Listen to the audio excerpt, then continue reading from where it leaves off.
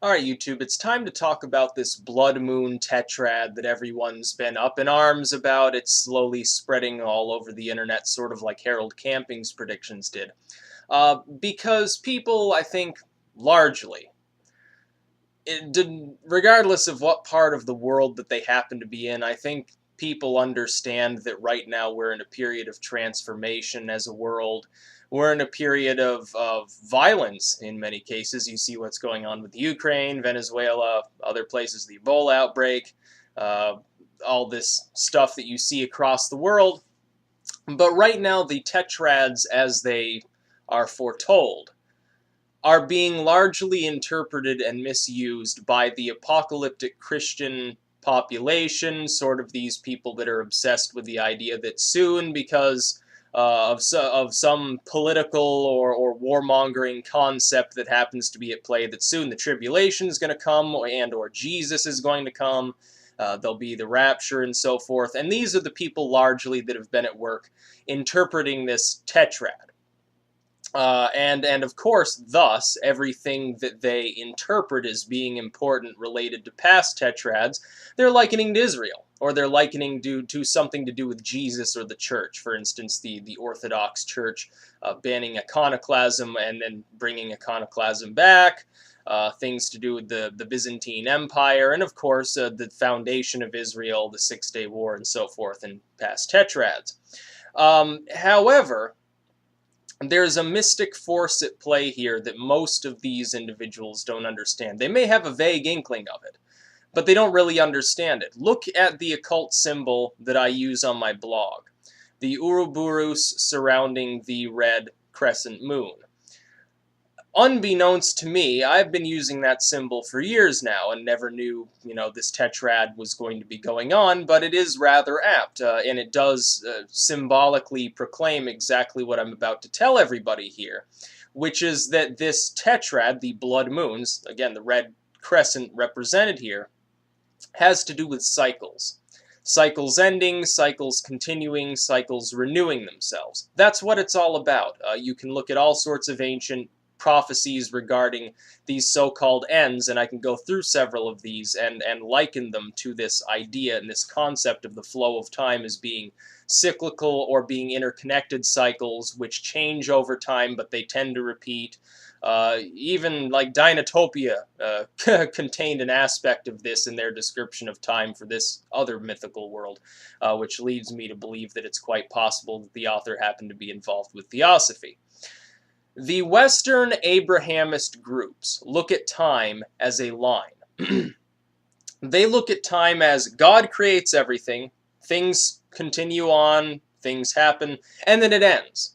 And then your life may end before that, and you end, and then you either go to heaven or hell or one of purgatory or one of these other places.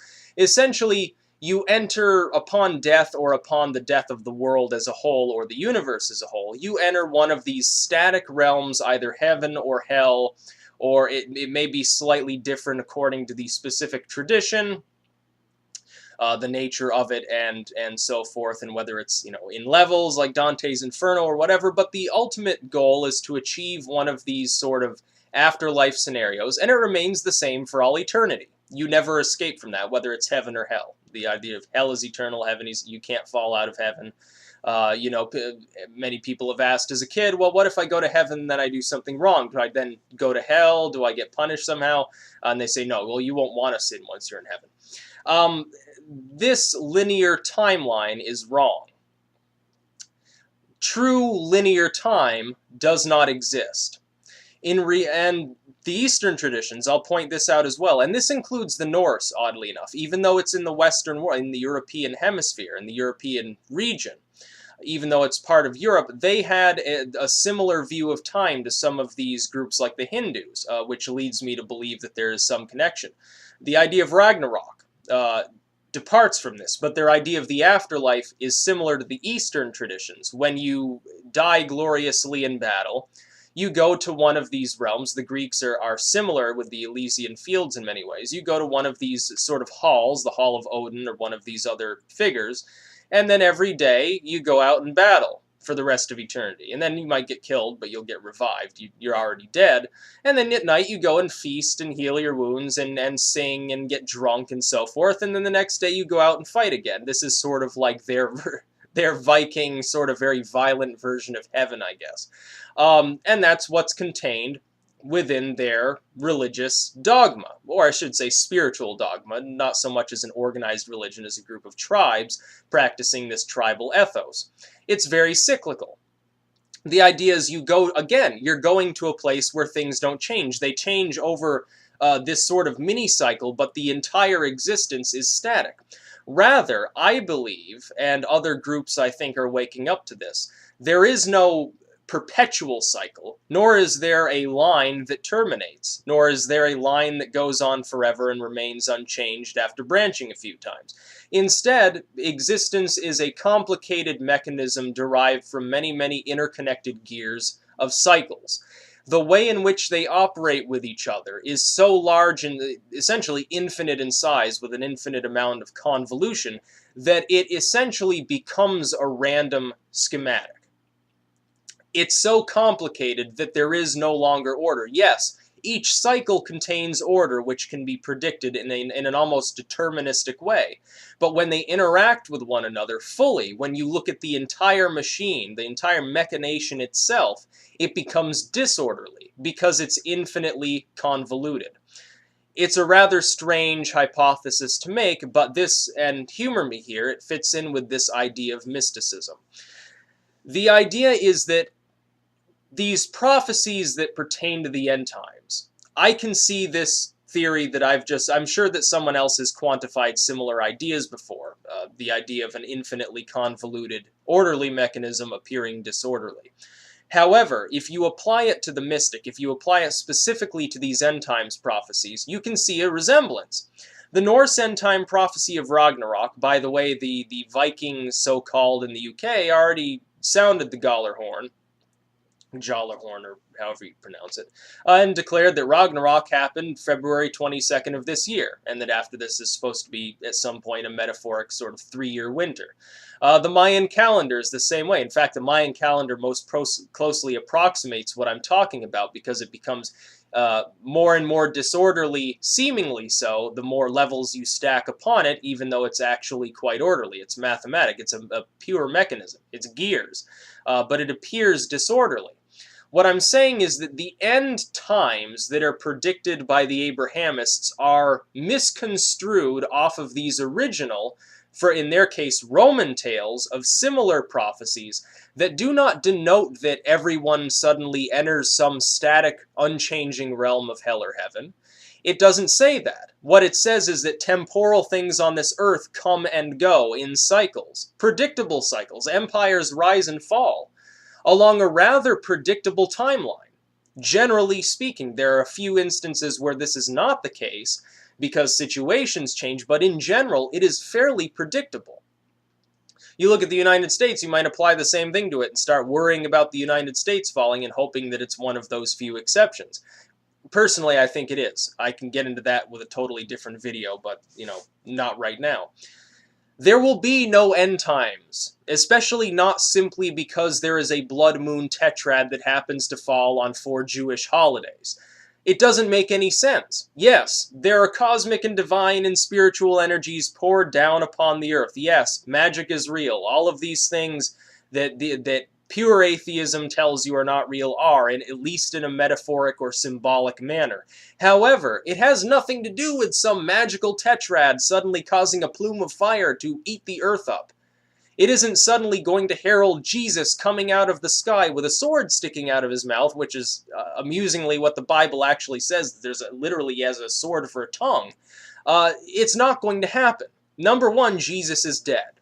He's not coming back. He's not cycling. He's entered some totally other realm of existence if he ever existed in the first place. Has nothing to do with Jesus. These are misconstrued notions within all end times prophecies, and you'll note, all the ancient prophecies, Mayan calendar, Norse, Ragnarok, the Blue Kachina, all of these other prophecies, even some of the newer ones like Time Wave Zero, they talk about an end.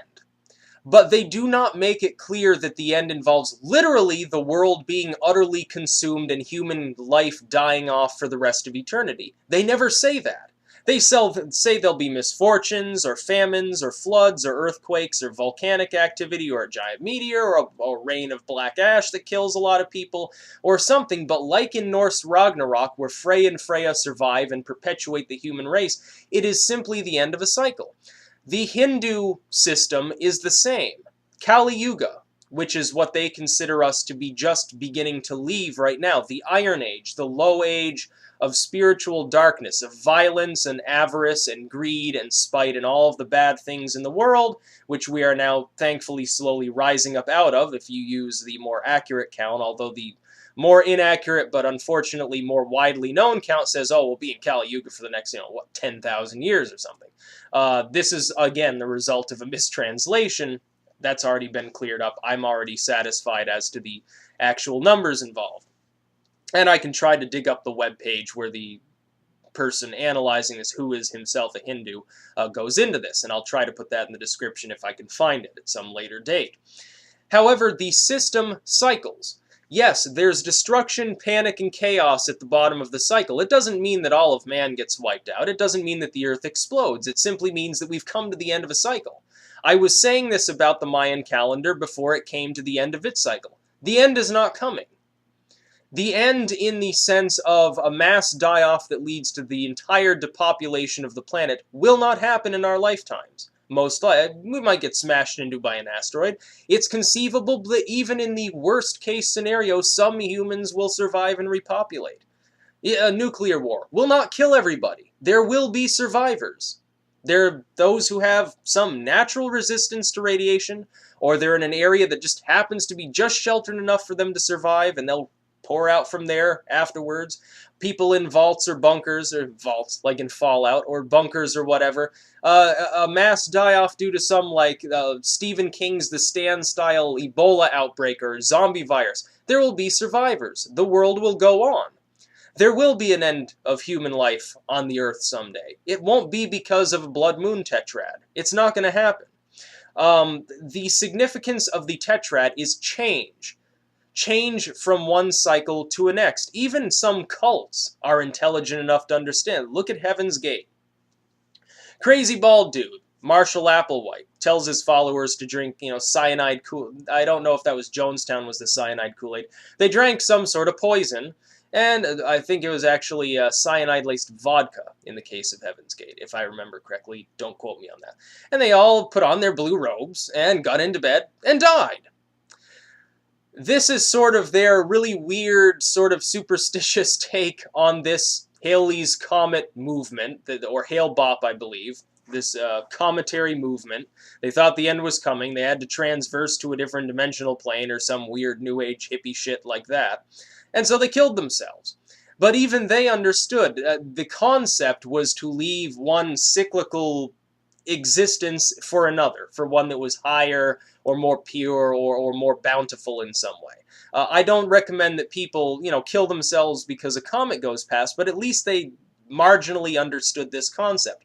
The Easterners with their static cycles and the Westerners with their linear time are both equally wrong. You have to look at it as a mechanism composed of an infinite number of cycles. Then it begins to make sense. Then you begin to understand why things appear random. They're not. But at the same time, they kind of are, because there's no way you can ever fathom the entire cycle. So even if it's deterministic, to you it's still random. It doesn't even require a god to exist. It's the movement of particles and cosmic forces in relation to one another. They interact with one another.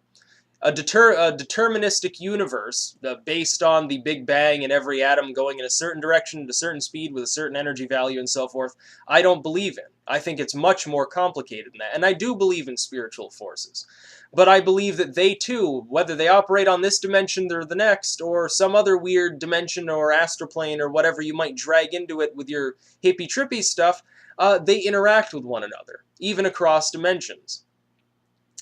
But to make it simple, this blood moon tetrad does not herald the return of Jesus, the tribulation, or the end of the world. Not as it is envisioned by Judeo-Christianity or Islam. Islam has similar idea with Dajjal. Dajjal, or the Zoroastrians with Ahriman, which is basically the same character. The Arab Muslims ripped it off of the Zoroastrians they encountered. We all know that as well. It's not the end of the world. It's the end of a cycle. The end of probably a particularly long, important cycle that, again, we can't really read much into because we can't fully predict the future. We can sort of get a vague idea of these cycles and what's likely to happen. For instance, we know it's December in the Northern Hemisphere. It's likely to get cold and start snowing. It's June in the Northern Hemisphere. It's likely to be warm. Plants will start to grow. Well, that's more in May and April, but you know what I mean. We can get that, but then there could be a freak snowstorm on the 4th of July. There could be a week of nonstop 80 degrees in the middle of winter. We can't fully predict it. All we can do is give it some sort of mathematic principle and say, well, it's likely or it's unlikely, and we can sort of map things out, but not entirely. These people, these charlatans, that are trying to sell you books and get money from you because they say the end is nigh, here's what you need to do, pray this, stock up on these goods, blah, blah, blah. They're all a bunch of charlatans. Even by the ideas of their own so-called Lord Jesus, they're going to hell for being posers. They don't even believe in the actual Jesus. I've spoken about that many times. No, the end is not coming because the moon decides to take on a reddish hue because of some sort of eclipse. Nor does it have anything to do with Mars being in opposition to the Earth and Sun yesterday night. No, the world is not ending. Not in the strict sense. Do things come to an end? Well, George Harrison, all things must pass. Yes, it's true. Everything will come to an end. You'll die someday. Does that mean that you suddenly disappear? Some say yes. I personally believe no. However, on this world, I don't believe it's anywhere near time that we're all going to be depopulated by some catastrophic event. Unless man really applies himself, then he might persevere in destroying all human life. Nature does not seem ready to do that yet. Doesn't matter how many 10.0 earthquakes you have, it doesn't matter if Yellowstone blows up. People will persist. Would it be a major happening? Would it be a major cataclysm? Yes. But some would survive. Human life would go on, unchanged from before, and it would persevere, probably for another few million years. It's rather optimistic. Some people say that's optimistic and naive. That is what I believe, based on my own reading into of the occult, the mystic, all of these prophetic statements, and just studying a little bit about science, which sort of governs the way things on this earth work. That's about all. Peace out.